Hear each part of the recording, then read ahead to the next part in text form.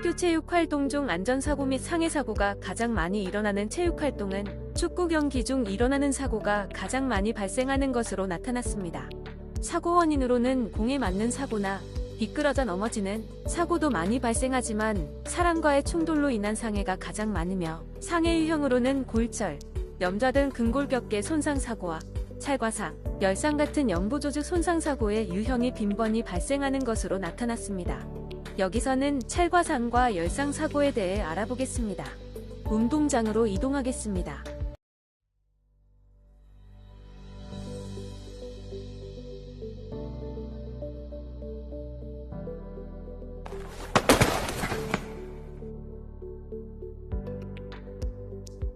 부상자가 발생하였습니다.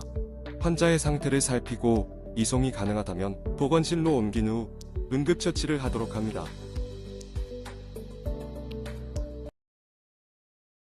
보건실입니다. 먼저 부상자의 상처를 살펴보고 상처 유형에 따라 응급처치를 해야 합니다.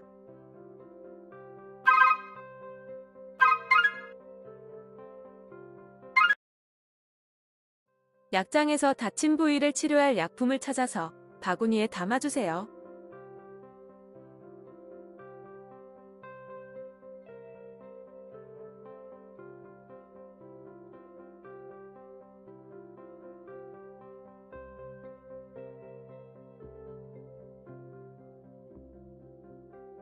찰과상은 가벼운 응급처치로 치유가 가능하지만 마찰열에 의한 마찰화상을 동반하는 경우도 있으며 혈액 감염원을 통한 감염의 위험도 있기 때문에 절대로 쉽게 생각해서는 안 되는 상처입니다. 환자의 상처 부위를 만지기 전에는 반드시 손을 비누로 깨끗이 씻어야 하며 상처 부위에 먼지나 더러운 것이 묻어 있을 경우 흐르는 깨끗한 물에 씻거나 살균식염수로 상처 부위를 깨끗이 닦아냅니다.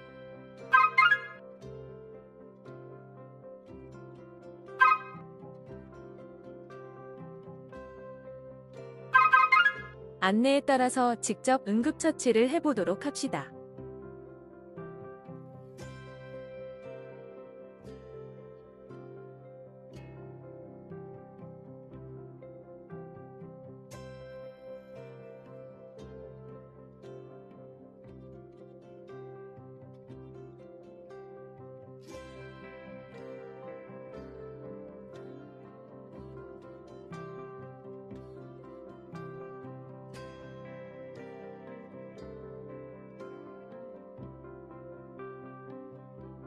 찰과상의 응급처치는 작은 상처는 밴드를 부착하고 큰 상처는 멸균된 천을 부착 후 반창고를 이용해 피부에 부착하는 것이 좋습니다. 찰과상의 범위가 크거나 정도가 심하다면 전문적인 소독이나 감염 방지를 위해 전문의의 치료가 필요할 수도 있습니다. 응급처치가 모두 완료되었습니다. 수고하셨습니다. 교실로 돌아가겠습니다. 이번 시간에는 체육활동 중 일어나는 운동상해 중 가장 많이 일어나는 찰과상과 응급처치에 대해서 체험해 보았습니다. 운동상해 중 상처의 감염 위험성에 대해 먼저 알아봅시다. 찰과상의 응급처치 전 말씀드린 혈액 감염원이란 사람의 혈액을 통해 병을 옮기는 근원인 전염병의 병원체, 즉 바이러스를 뜻합니다. 대표적인 혈액 감염원은 인간 면역 결핍 바이러스와 비형간염 바이러스가 있습니다. 인간 면역 결핍 바이러스란 후천 면역 결핍 증후군의 원인인 바이러스로 감염 경로는 대부분 성적 접촉이며 드물게 수혈이나 혈액제제를 통한 전파, 병원에서 바늘에 찔리는 등의 사고를 통한 전파, 감염된 산모로부터 신생아로의 전파 등으로 일어날 수 있습니다. 비형간염 바이러스란 비형간염을 일으키는 바이러스로서 감염된 혈액, 성적인 접촉이나 수혈, 어머니로부터의 수직감염, 오염된 주사기의 재사용 등에 의해 혈액 내로 침입한 후 주로 간세포 속에 자리 잡게 됩니다. 우리 몸은 이 바이러스를 제거하기 위해 면역 반응을 일으키고 이로 인해 감염된 간세포들이 파괴되면서 간에 염증이 생기게 됩니다. 신속하게 응급처치를 시행하는 것도 좋지만 이러한 감염 방지를 위해 항상 손을 비누로 깨끗이 씻거나 의료용 장갑을 꼭 사용하도록 합시다. 이번 시간에는 찰과상이란 마찰에 의하여 피부의 표면에 입는 외상이라고 배웠습니다.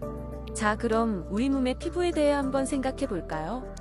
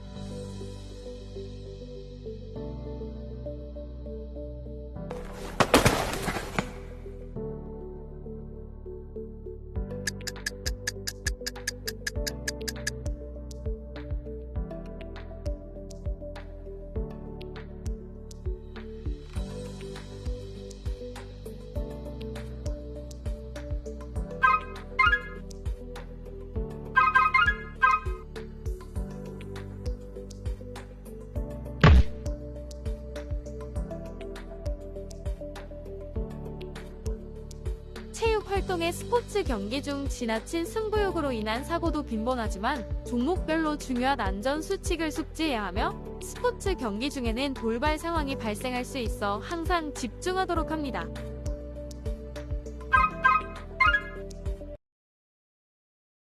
약장에서 다친 부위를 치료할 약품을 찾아서 바구니에 담아주세요.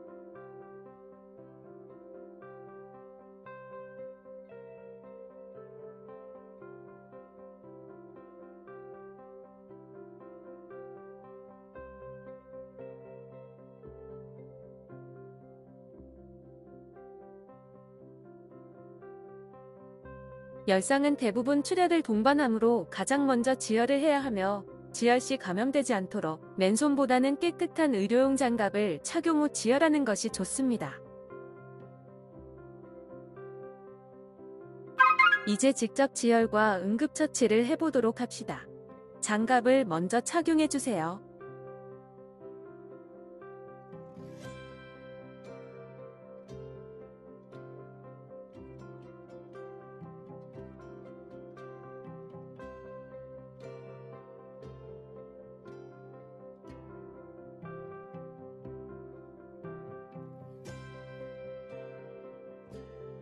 열상은 지혈이 되지 않거나 상처가 크고 깊은 경우와 근육이나 뼈까지 상처가 난 경우에는 반드시 전문 의료인의 치료가 필요합니다.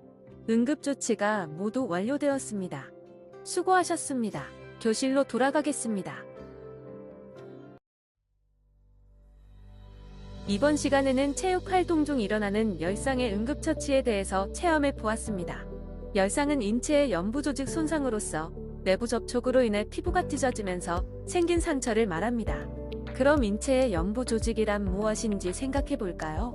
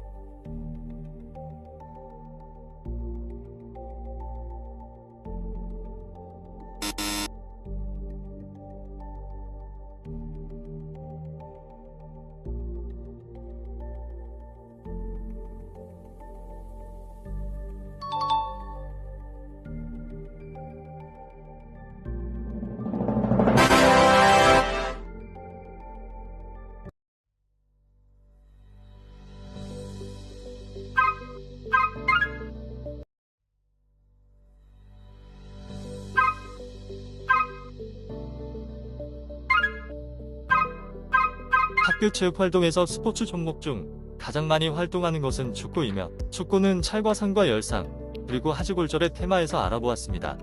여기서는 축구 다음으로 많은 체육활동을 하는 스포츠로서 농구활동에 대해 알아보겠습니다. 만 13세에서 17세까지 중고등학교 학생들을 대상으로 조사한 결과 농구활동 인구 중 10명 가운데 6명 이상이 부상 경험이 있다고 답했습니다.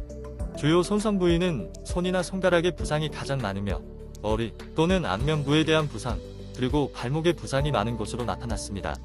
부상의 종류로는 염좌가 87%를 차지할 정도로 가장 많이 발생한 부상이며 부상의 원인으로는 농구공에 맞아 부상을 입는 경우도 있지만 축구활동과 마찬가지로 사람과의 충돌로 인한 부상이 가장 높은 것으로 조사되었습니다.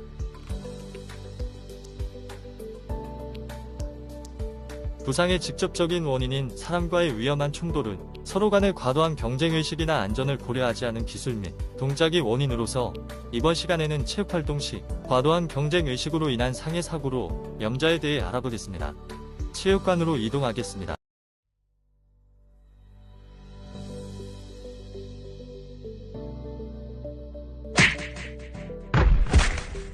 부상자가 발생하였습니다. 환자의 상태를 살피고 이송이 가능하다면 보건실로 옮긴 후 응급처치를 하도록 합니다.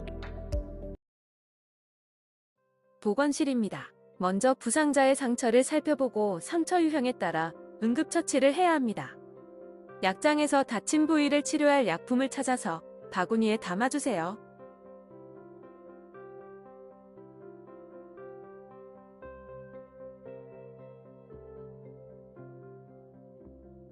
염자는 인대나 근육이 늘어나거나 끊어지는 것을 말하며 손목과 발목 관절 또는 허리에 주로 발생합니다.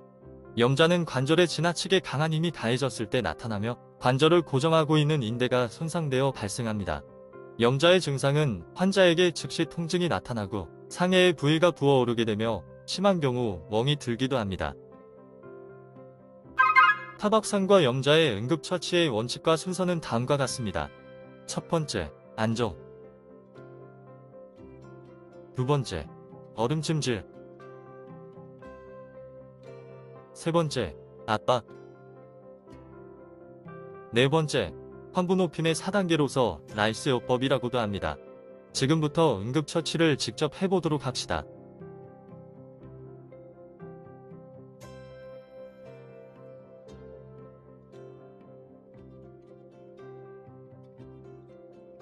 염자에 대한 부상의 문제점은 대부분의 사람들이 일상적인 가벼운 부상으로 생각하고 간단한 응급처치만 하게 되는 경우가 대부분입니다. 응급처치 후에 반드시 병원을 찾아 인대와 연골의 상태를 정확히 검사하여 적절한 치료를 받아야 발목 관절염으로 악화되는 경우를 방지할 수 있습니다. 응급처치가 모두 완료되었습니다. 수고하셨습니다. 교실로 돌아가겠습니다.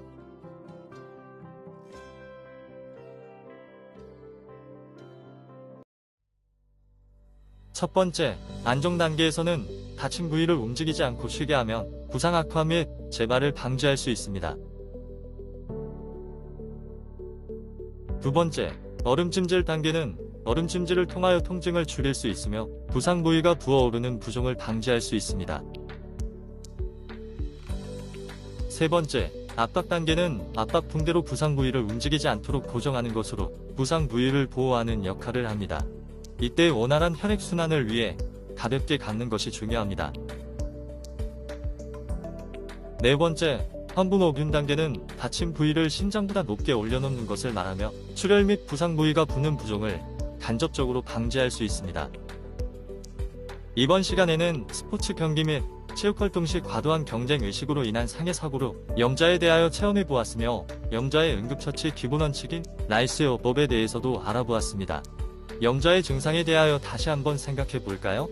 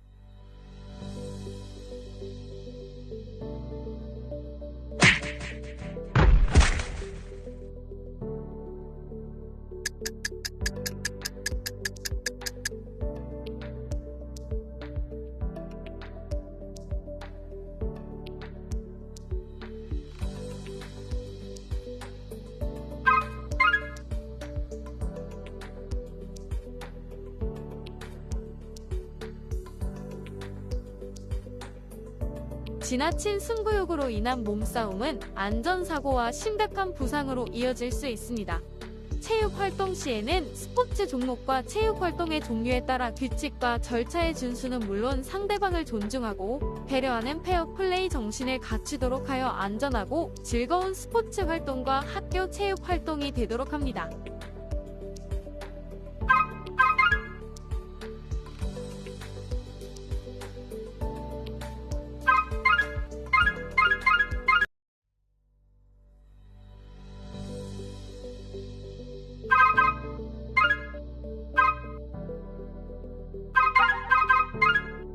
준비운동이 체육활동을 하기 전 우리 몸을 준비시키는 과정이라면 정리운동은 체육활동 과정을 마무리하여 우리 몸을 평소의 상태로 되돌리는 과정입니다. 정리운동도 준비운동의 과정처럼 가벼운 걷기나 조깅에 이은 스트레칭으로 구성되지만 체육활동 후의 피로감을 감안하여 강도를 조금 낮게 하여 실시합니다. 체중이 많이 나가거나 혈압이 높은 사람은 정리운동이 특히 중요합니다. 여기서는 자신의 운동 능력 이상으로 과도하게 체육활동을 실시하고 정리운동을 하지 않아 일어난 매우 위급한 상황으로 심정지환자의 응급처치인 심폐소생술에 대하여 체험해 보도록 하겠습니다. 체육관으로 이동하겠습니다.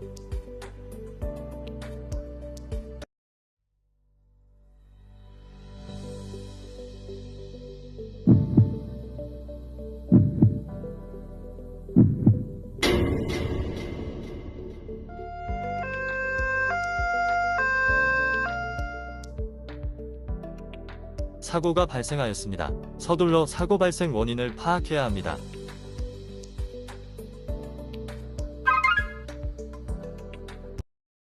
쓰러진 학생은 오래 달리기 평가 종료 후 정리운동을 하지 않고 곧바로 앉아서 휴식을 취하던 중에 가쁜 숨을 몰아쉬고 가슴에 통증을 느끼며 쓰러졌습니다.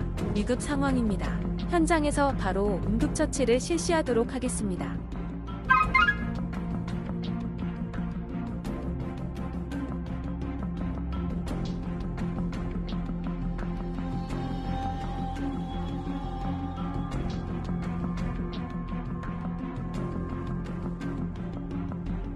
앞쪽에 초록색 티셔츠 입으신 여성분은 119에 신고 부탁드립니다.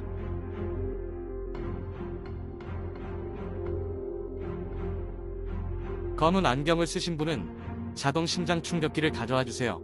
부탁드립니다.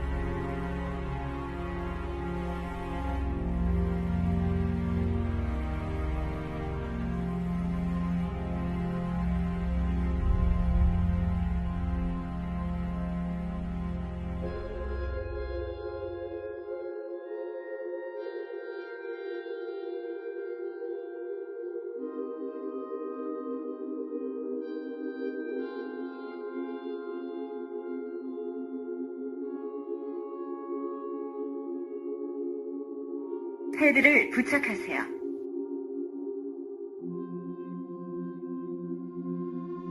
환자와 접촉하지 마십시오. 심전도를 분석 중입니다. 전기 충격이 필요합니다. 환자로부터 떨어지십시오. 깜빡이는 주황색 버튼을 전기 충격을 실시하십시오. 전기 충격을 실시하십시오. 심폐소생술 실시.